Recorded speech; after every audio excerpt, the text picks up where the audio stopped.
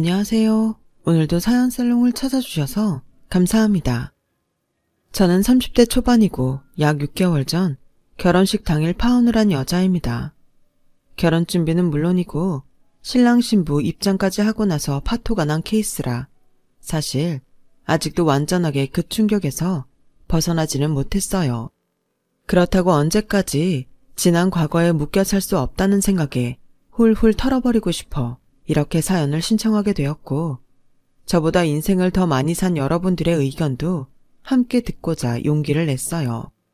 분명 저는 누가 뭐라고 해도 옳은 결정을 한 것 같은데 저와 결혼할 뻔했던 그리고 제가 참 많이 사랑했던 그 남자는 하루가 다르게 무너지고 있으니 저도 가슴이 아플 따름입니다. 단도직입적으로 저는 시어머니가 될 뻔했던 그 여자 때문에 파혼하게 됐어요. 인상이 참 좋아 보여 남자친구 집에 처음 인사 갔을 때 훗날 그런 일을 당할 거라는 건 꿈도 꾸지 못했는데 역시 사람은 겉모습만 봐서는 그 사람을 전부 다 알 수는 없는 것 같아요. 저와 그 남자는 같은 학교에서 처음 만났어요. 저는 수학교사고 그 남자는 국어교사였는데 딱 문학소년 같은 이미지여서 자꾸 눈이 갔었죠. 제가 고등학교 때 국어 선생님을 짝사랑했거든요. 항상 손에서 책을 놓지 않았고 좋은 글귀 또 좋은 시가 있으면 그걸 적어서 학생들에게 나눠주시곤 했었는데 어떻게 남자가 저렇게나 감성이 풍부할까? 신기할 정도로 참 멋있어서 저 말고도 다른 학생들에게 인기가 많았어요. 그래서 저도 어릴 땐 문학을 전공할까? 고민했던 적도 있었는데 저라는 애는 사실 감수성과는 거리가 멀었고 그 반면 수학은 답이 딱 정해져 있기 때문에 명료해서 저와 잘 맞았어요. 결국 전 제 성격에 맞는 수학을 전공했고 임용고시를 거쳐 중학교 교사가 되었는데요. 솔직히 이런 말하면 교사로서 부끄럽지만 교사가 되고 싶은 꿈은 없었어요.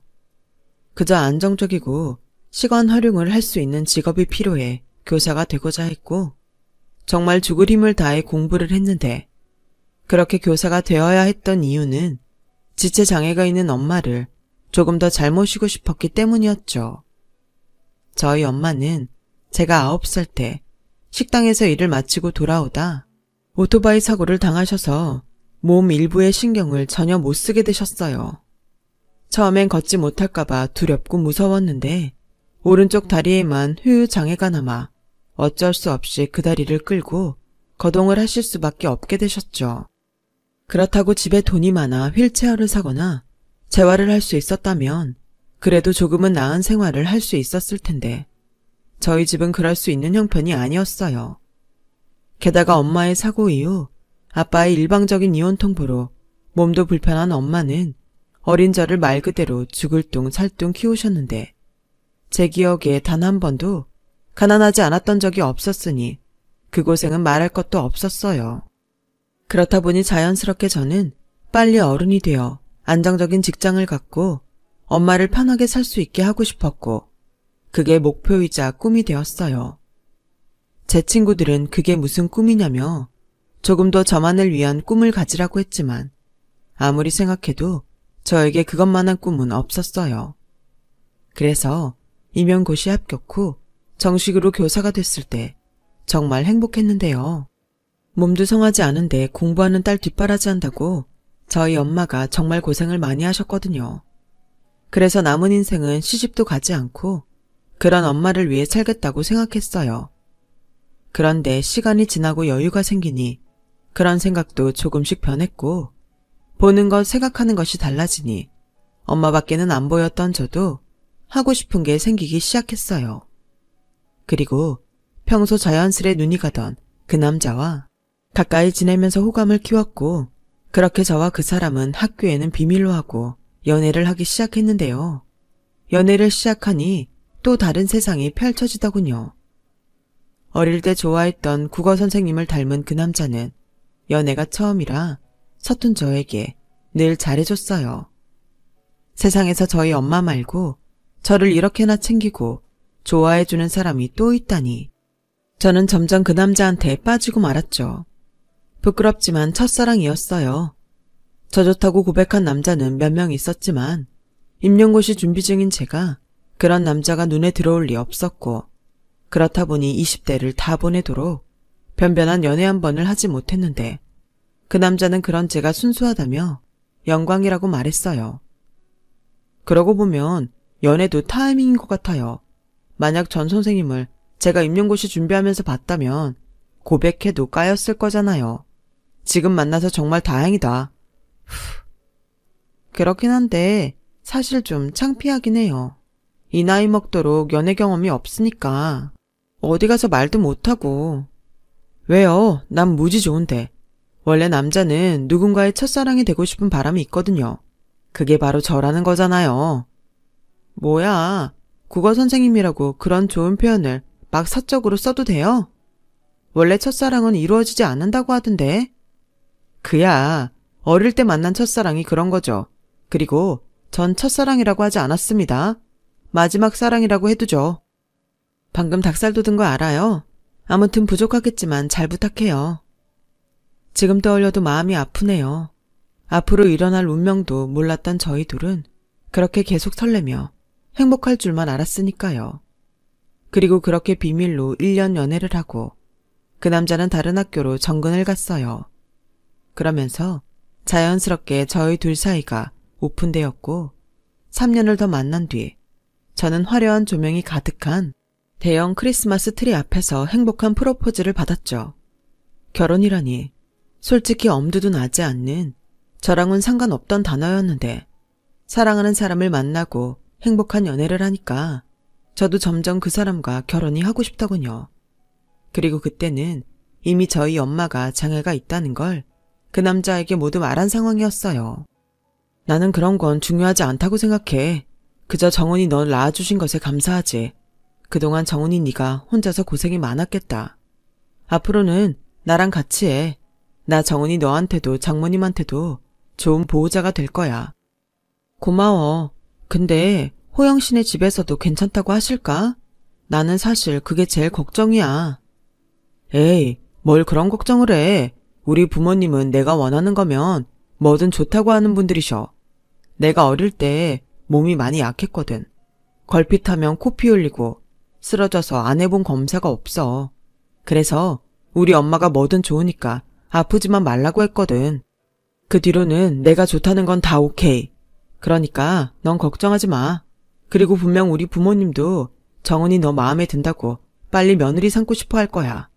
내가 말은 안 했지만 정은이 네가 딱 우리 엄마가 좋아하는 스타일이야. 저는 그 말이 제 걱정을 덜어주기 위한 말이라고 생각했지만 그래도 기분이 좋았어요. 그리고 한편으로는 이런 아들을 키운 부모님이 TV나 영화에 나오는 막장 시부모 같은 사람일 리 없다고 생각했죠. 그렇게 저는 결혼을 허락받기 위해 예비시댁을 찾았어요. 몸집이 작고 딱 봐도 교양 있어 보이는 예비 시어머니는 말씀도 참 고상하게 하셨는데 인상이 너무 좋으시더라고요. 거기에 예비 시아버님도 다정하시고 말씀을 재미있게 하셔서 그날 하루 종일 우느라 얼굴 근육이 다 얼얼할 정도였는데 그렇게 화기애애한 시간을 보내고 마침내 올 것이 왔어요. 저희 엄마에 대한 질문들이었죠. 저는 내심 준비를 하고 있었기 때문에 최대한 솔직하고 자세하게 설명해 드리려 했어요. 우리 아들한테 들으니 모친이랑 둘이 산다면서? 근데 모친께서 몸이 좀 불편하시다고? 네, 제가 어릴 때 사고를 당하셔서 다리가 좀 불편하세요. 그래도 일상생활은 거의 다 하고 계셔서 걷는 것 빼고는 지장은 없으십니다. 어머나, 그래도 모친께서 너무 힘드시겠다. 그런 와중에 자식도 이렇게 훌륭하게 키우시고 같은 여자지만 존경스럽다. 안 그래요, 여보? 그러게, 호영이 너 장가가면 우리보다 장모님한테 신경 많이 써라. 원래 예쁜 색시 데려오면 처가 기둥에도 절을 한다고 했어. 어머 여보, 그렇게 말하면 내가 서운하죠. 우리 아들 내가 어떻게 키웠는데. 원래 장가가면 당신 아들 아니고 며느리의 남편 되는 거야. 아빠 말이 맞아요. 그래도 아빠보다는 엄마한테 조금 더 잘할 테니까 걱정하지 마시고요. 뭐야 이놈아? 저는 태어나 처음 보는 단란한 가족 풍경에 마음이 따뜻해졌어요. 그리고 적어도 그때까지는 예비 시어머니의 본성을 몰랐기에 세상에 저렇게 좋으신 분이 다 있을까? 감사하고 또 감사했는데요. 그도 그럴 게 제가 어릴 때 몸이 불편한 엄마를 함부로 대하는 어른들을 많이 봤어도 그 고생을 알아주고 저리 존경스럽다는 말까지 해주는 어른은 처음 봤거든요. 그래서 저도 점점 이 결혼에 욕심이 났어요. 이 남자와 또 이런 시부모님 같은 사람을 만날 확률이 아마도 제 인생에는 다시 없을 것 같았어요. 그렇게 결혼 준비에는 속도가 붙었고 제가 인사를 다녀오고 금방 상견례 날짜가 잡혔어요. 저희 엄마는 너무 떨린다며 약속 장소에 가기 전 청심환까지 챙겨 드셨는데 정작 저희 엄마를 본 예비 시어머니의 표정이 순간 일그러지는 게 제 눈에 보였어요. 하도 그 모습에 제가 놀라 처음엔 애써 부정하며 잘못 봤다고 생각했는데 이내 예비 시어머니가 이런 말씀을 꺼내셨어요. 어머, 거동하시는 걸 보니 전에 따님한테 들었던 거랑은 많이 다르시네요. 일상생활에는 지장이 없다고 했는데 제가 보기엔 지장이 많을 것 같아요. 아, 처음 보는 사람들은 아무래도 그렇게 보이죠. 근데 저는 이렇게 오래 지내서 나름 노하우가 있습니다. 보기보다 불편한 것도 많이 없어요. 그래도 그럴 것 같진 않은데 아이들 결혼식엔 입장하시긴 힘드시겠어요. 아니요. 자식이 더 있는 것도 아닌데 저도 제 역할은 해야죠. 다만 제가 좀 걷는 게 그러니까 사돈께서 저에게 속도만 맞춰주시면 고맙겠습니다. 그런 거야 남들 눈에 띄지만 않는다면 몇 번이고 할 수 있죠. 그런데 참 난감하네요. 네? 뭐가 난감하실까요? 아니 그렇잖아요. 결혼식에 사람이 얼마나 많이 오는데 그럼 그게 다 보는 눈이고 사돈 손님들이야 이미 다 알겠지만 저희 쪽은 아니니까 저희로서는 좀 위신이 떨어질 것 같아서요. 결혼이 물론 아이들이 주인공이지만 집안과 집안이 합쳐지는 중요한 자리인데 남들이 저희를 어떻게 볼지 솔직히 좀 염려스럽습니다. 오해는 하지 마세요. 그렇다고 결혼을 없자고 하는 건 아니니까요. 그냥 제가 좀 남들 입에 오르내리는 걸 별로 좋아하지 않아서 그럽니다. 솔직히 오해하지 말라고 말했지만 저희 입장에선 많이 당황스럽고 놀랄 수밖에 없었어요. 그리고 저희 엄마는 그 뒤엔 아무 말도 하지 못하셨는데요. 저와 저희 엄마의 반응에 그 사람이 눈치를 살피더니 자기 어머니께 말했어요. 엄마, 지금 갑자기 왜 그래요? 반대할 것도 아니면서 그렇게 말씀하시면 당연히 기분 나쁘시죠. 아들, 엄마가 뭐 잘못했니? 난 그냥 있는 그대로 말한 것뿐인데. 여보, 내가 뭐 실수했어요? 정말 황당하게도 예비 시어머니는 자신이 무엇을 잘못했는지 전혀 알지 못한 눈치였어요. 그러자 저는 더 할 말을 잃고 말았는데요. 문제는 저희 엄마가 상처를 받았다는 거였죠. 아무리 욕심나는 결혼이라도 이렇게 엄마에게 상처를 줄 수 없었던 저는 이대로 결혼을 진행할 수 없다고 생각했고 그 사람에게 저는 불쾌하고 불편한 마음을 전했어요. 호영씨, 솔직히 나 아까 많이 당황했어. 어머님 그렇게 안 봤는데 어떻게 상처되는 말을 그렇게 아무렇지 않게 하실 수가 있어? 미안. 근데 내가 장담하는데 악의는 없었을 거야. 나도 솔직히 엄마가 그런 말을 할 거라는 건 전혀 예상하지 못한 일이라. 정훈아, 미안해. 장모님께도 우리 엄마 대신 내가 사과드릴게. 아니, 사과는 원래 잘못한 사람이 하는 거잖아. 난 솔직히 우리 결혼 다시 생각하는 게 맞는 것 같아. 호영 씨를 많이 좋아하긴 하지만 엄마한테 상처 주고 결혼할 순 없어. 미안해. 정훈아, 그래도 이건 아니지. 이대로 끝내자고? 말도 안 돼. 나 때문이라면 몰라도 다른 사람 때문에 우리가 결혼을 못한다는 게 말이 돼? 나한테 기회를 한 번만 줘. 내가 이렇게 부탁할게. 저는 마음이 약해졌어요.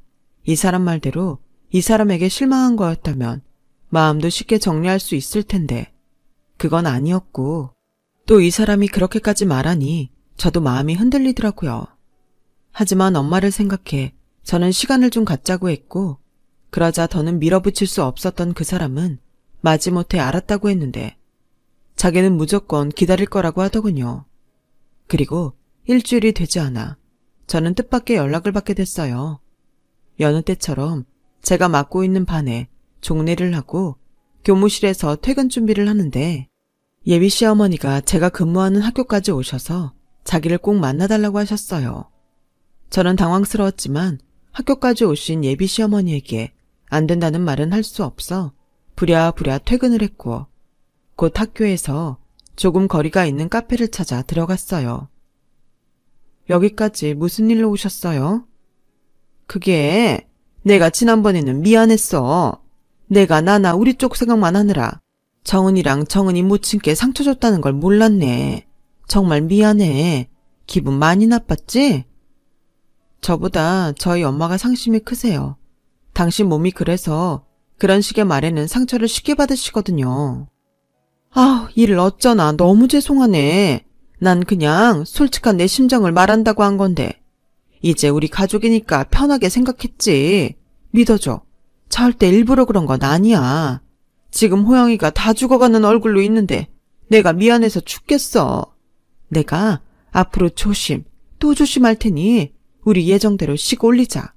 이것도 인연이고 이렇게 서로 알아가는 거지. 내가 이렇게 부탁하마. 응?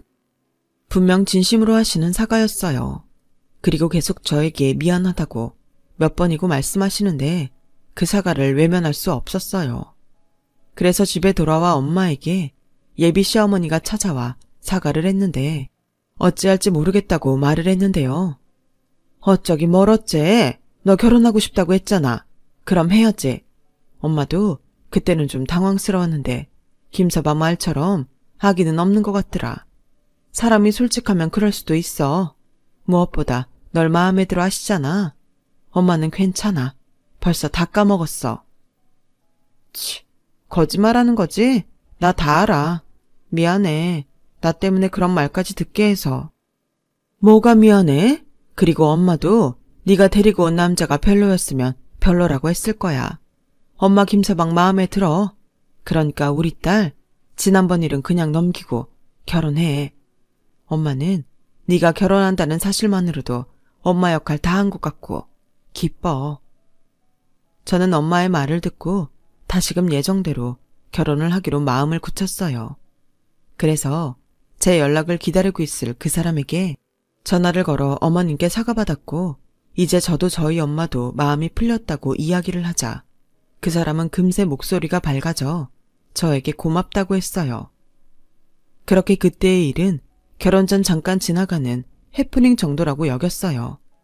그리고 예비 시어머니 말대로 이번 기회로 더 조심할 수 있게 되었다고 생각했는데요. 그건 저만의 착각이더군요. 그날은 학교 개교 기념일이라 친한 교사들끼리 모여 등산을 갔던 날이었어요.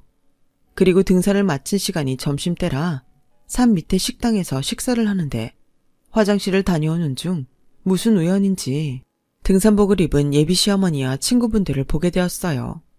저는 전에 있던 일도 있고 예비 시어머니 기도 살려드리고 싶은 생각에 친구분께 인사도 드리고 음식값도 대신 내드리자고 생각했는데 그분들의 대화가 저를 꼼짝할 수 없게 만들었어요. 아, 말도 마. 니들도 알지? 내가 우리 아들 말이면 꼼짝 못하는 거. 그러니 어째? 결혼시키기로 한 마당에 내가 굽혀야지. 왜? 며느리는 마음에 든다며.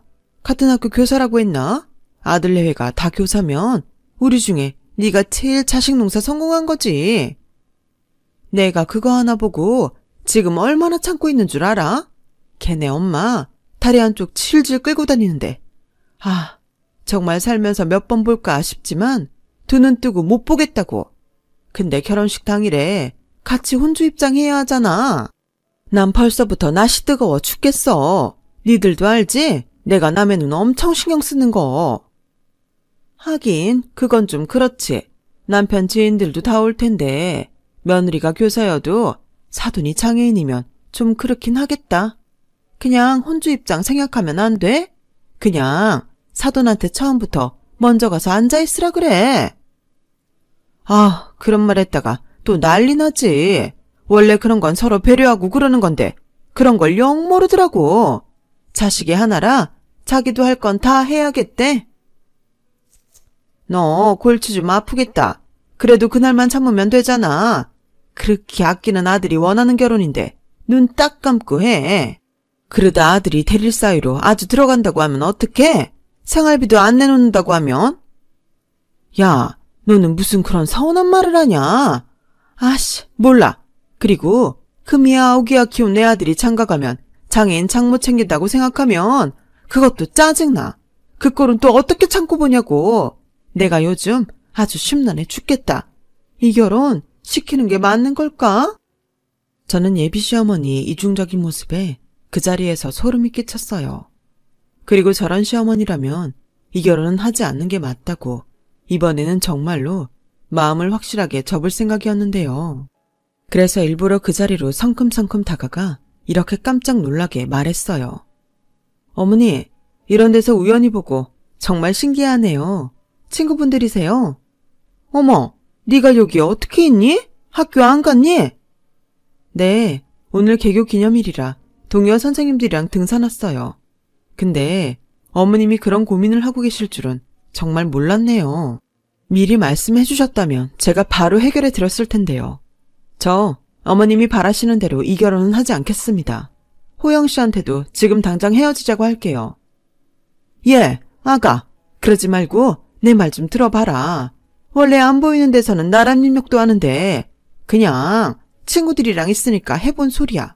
내가 널 얼마나 자랑하고 다니는데. 그치 얘들아? 맞아. 명희 얘가 좀 남의 눈을 신경 많이 써서 그렇지. 사람이 순수하고 솔직해서 좋아. 아, 그래요?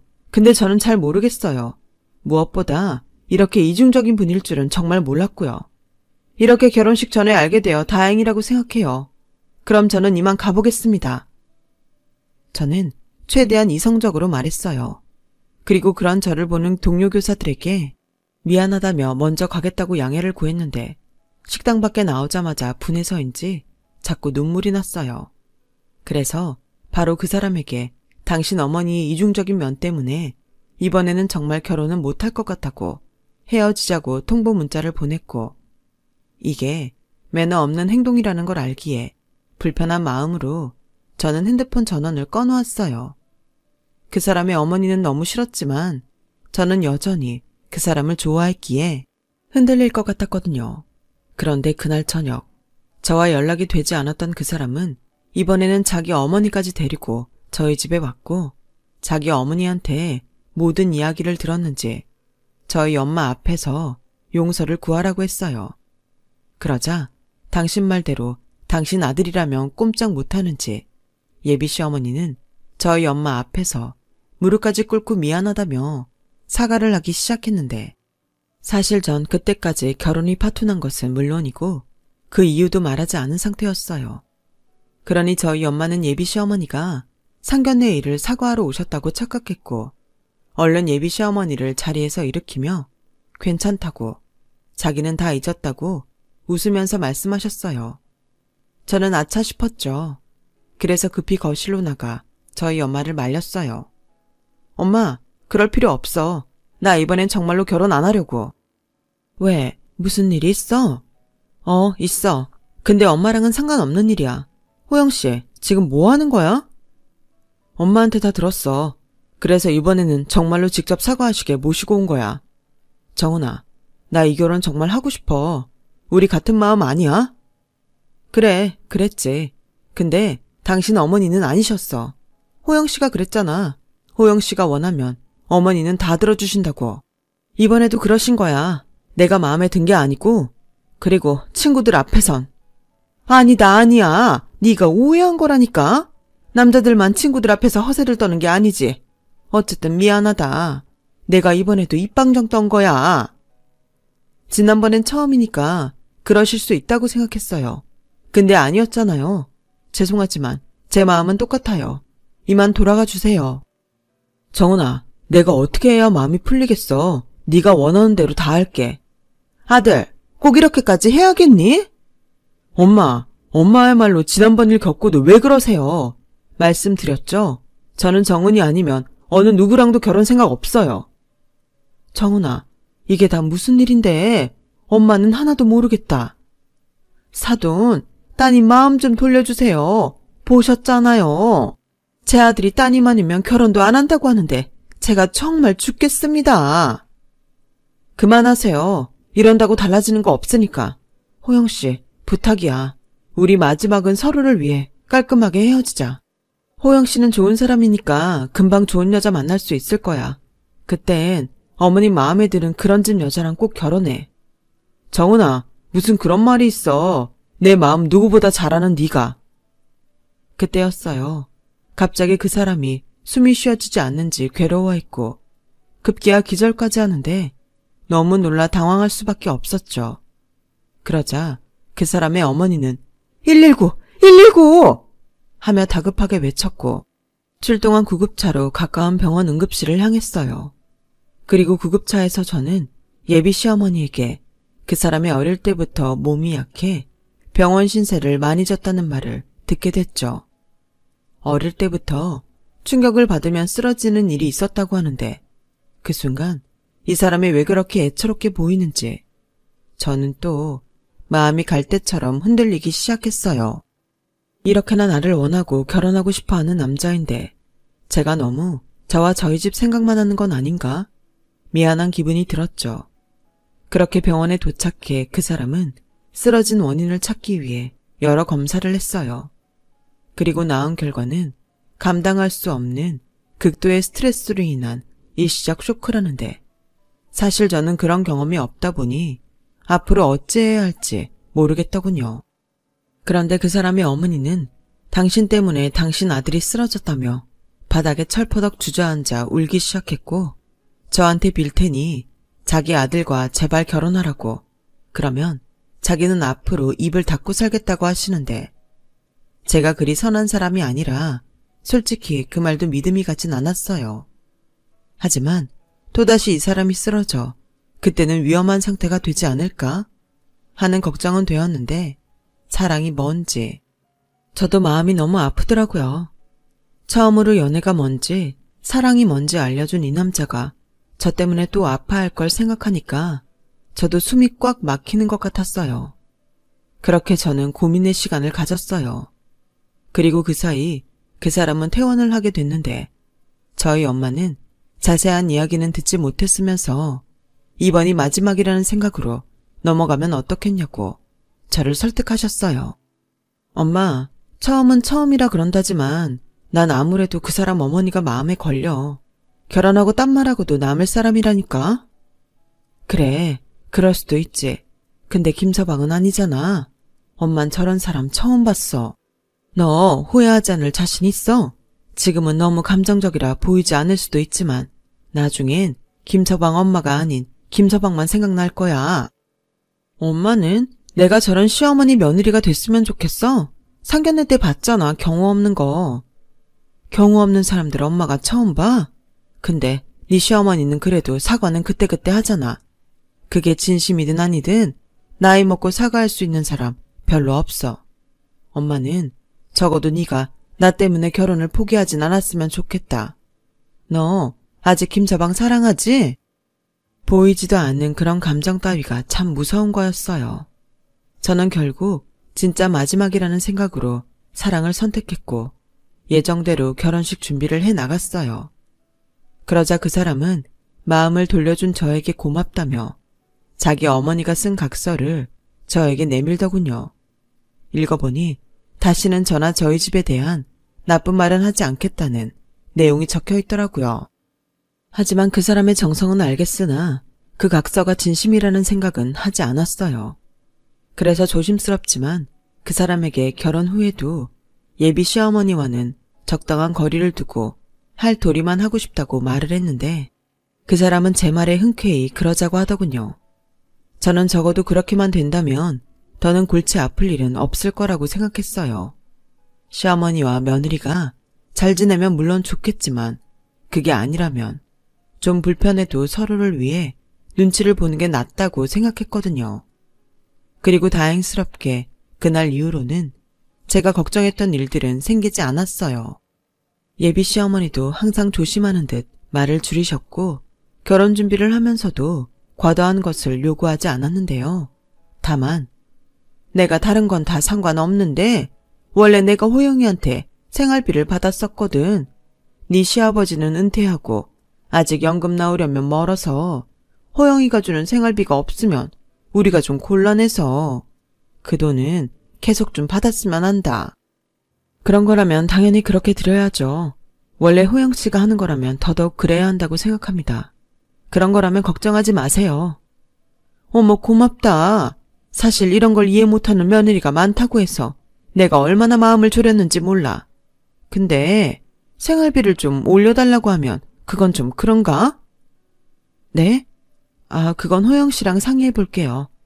그래, 난 뭐든 너희들 결정에 따르마. 고맙다. 예비 시어머니는 민망한 듯 웃으셨어요. 하지만 저는 그런 부분은 자식인 우리가 할 수 있는 범위에선 해야 한다고 생각하고 있었는데요. 저도 저희 집에 생활비를 드리고 있었거든요. 그래서 이참에 공평하게 각자 집엔 각자가 알아서 생활비를 드리는 게 좋겠다고 생각했어요. 예비 신랑인 그 사람도 그게 좋겠다고 했고요. 그렇게 모든 준비가 끝나고 결혼식 당일이 되었어요. 저는 자식이 저 하나라 엄마에게 처음이자 마지막이 될 혼주한복을 예쁘게 맞춰들었는데 웨딩드레스를 입고 신부 화장을 한 뒤 신부 대기실에 앉아있자 그제야 제가 진짜로 결혼을 한다는 게 실감이 나기 시작하더군요. 그리고 잠시 뒤 신랑 신부 입장 전 혼주 입장을 알리는 음악 소리가 들렸어요. 지금쯤 저희 엄마도 얼마나 떨고 있을까 그런 생각을 하고 있는데 곧 제 차례가 다가왔죠. 저는 친정아버지가 없기 때문에 예비 신랑과 동시 입장을 하기로 했어요. 그래서 결혼식장 문 앞에서 예비 신랑 손을 잡고 기다렸다가 드디어 부부로서 첫 발을 내디뎠는데 많은 사람의 축하 박수를 받으며 걷던 중 저도 제 눈을 의심하게 되는 일이 벌어졌어요. 글쎄 혼주 자리에 앉아 있어야 할 저희 엄마는 없고 생전 처음 보는 분이 신부 측 혼주 자리에 계셨는데요. 게다가 한복도 제가 맞춰준 한복도 아니었어요. 저는 너무 황당해 행진 도중 걸음을 멈췄고 제가 걷던 걸음을 멈추자 결혼식장 안은 일순간 술렁이기 시작했어요. 그 사람은 의아한 듯 저를 쳐다봤고 제 눈은 이제 오늘이 지나면 진짜 시어머니가 되는 그 사람으로 향했죠. 아무런 증거도 없는데 그냥 그때는 그런 기분이 딱 들었거든요.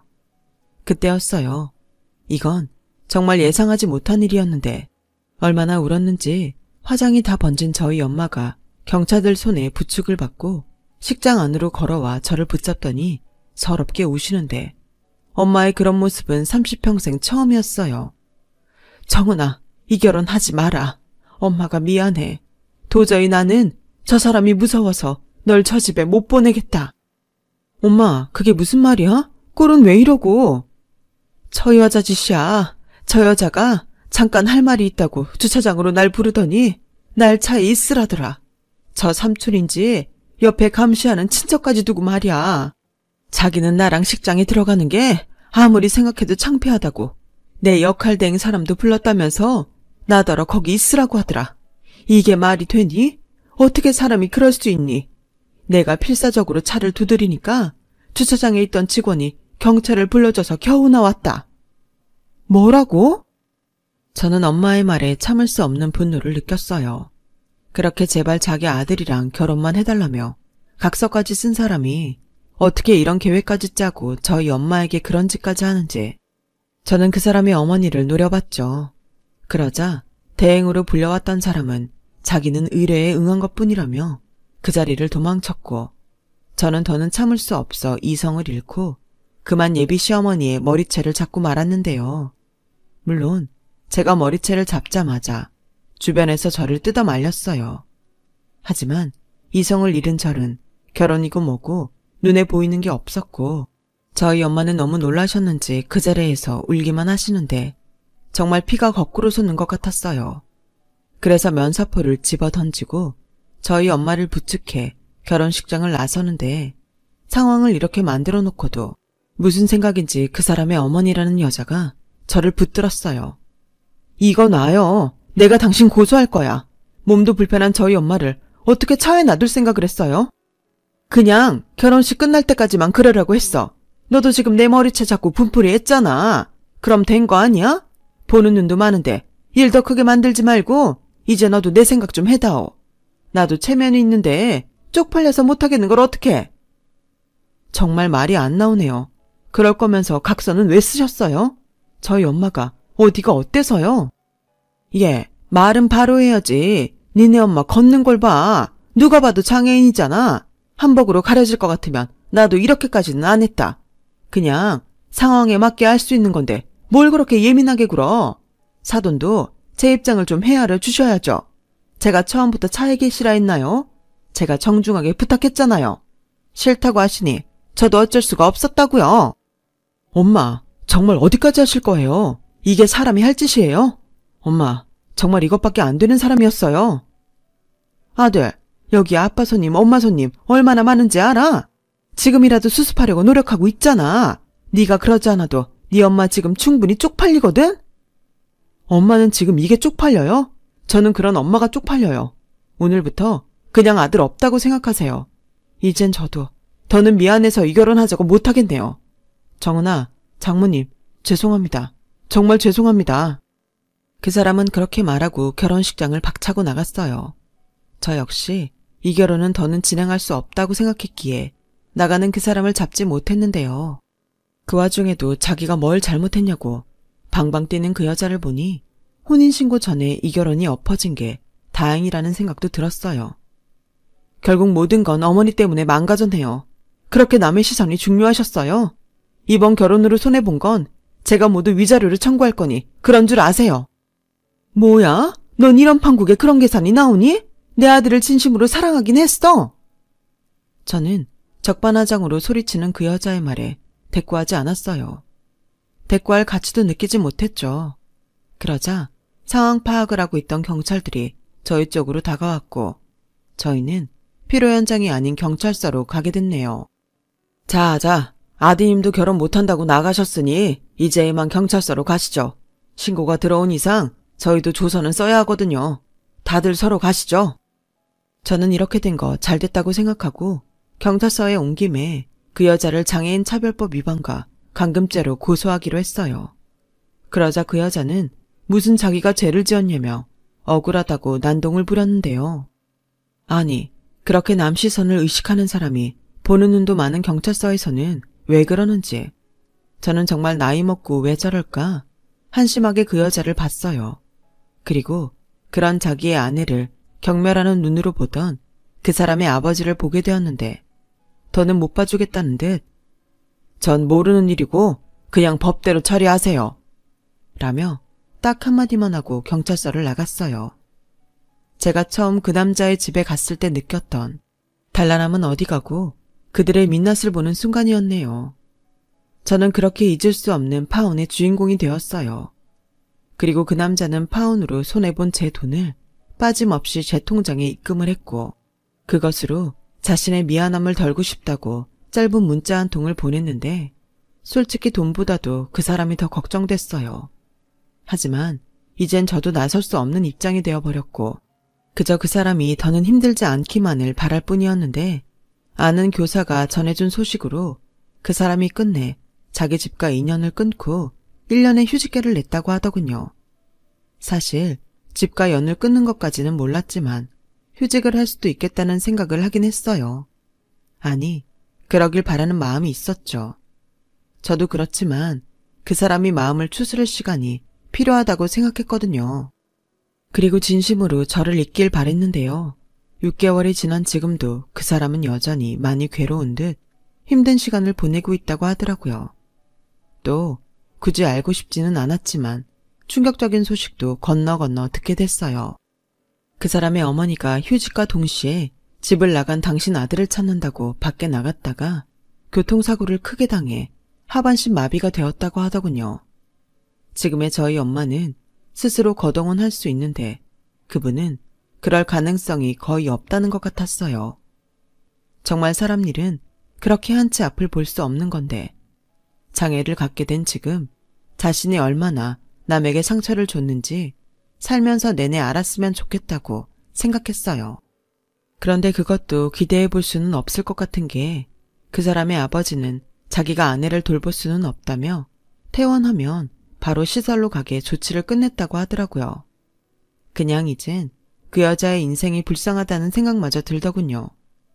그렇게 체면을 중시하더니 결국 그 사람의 마지막은 저희 엄마보다 더 비참한 것 같은데 이 마음의 미련이 뭔지 이럴 거면 처음부터 그 여자가 욕심을 내지 않았더라면 하는 생각이 들었어요. 물론 그렇다고 한들 지금의 상황이 달라지진 않겠지만요. 저는 이젠 조금씩 마음을 추스리고 그 사람과 제가 결혼까지 할 인연은 아니었다고 생각하고 있어요. 지금도 가끔 그 사람일 것 같은 모르는 번호로 전화가 올 때가 있지만 이젠 그 전화도 받지 않으려고요. 저도 그 사람도 이젠 과거를 잊고 미래를 살아야 하잖아요. 그때는 우스갯소리로 한 말이었지만 역시 첫사랑은 이루어지지 않는가 봅니다. 저는 당분간은 누굴 만날 생각이 없는데요. 저희 엄마를 위해서라도 더 열심히 씩씩하게 살아가려 합니다. 저희 엄마도 그날 받은 충격과 상처가 커서 한동안 많이 힘들어 하셨거든요. 그저 사랑하는 사람과 결혼하고 싶었던 것뿐이었는데 그 대가가 저에겐 좀 가혹하지 않았나? 지금도 씁쓸한 기분이 드네요. 하지만 그 사람을 만난 건 후회하지 않아요. 충분히 고마웠고 행복했으니까요. 그리고 시간이 많이 지난 뒤 그 사람을 떠올리며 그래도 내 첫사랑은 좋은 사람이었다고 기억하고 싶어요. 부디 그 사람도 이제 그만 아픈 기억은 잊어버리고 다시금 환하게 웃길 바랄 뿐입니다. 해피엔딩이었다면 더할 나위 없이 좋았겠지만 저는 앞으로 다가올 저의 미래를 위해 남은 인생은 꼭 해피엔딩이고 싶어요. 지금까지 제 사연 들어주셔서 대단히 고맙습니다. 좋은 인연들과 함께하는 좋은 하루 되시길 진심으로 바라겠습니다. 여러분, 사연 댓글에 응원과 현명한 조언 부탁드려요. 좋아요와 구독은 저에게 큰 힘이 됩니다. 오늘도 좋은 일 가득하세요.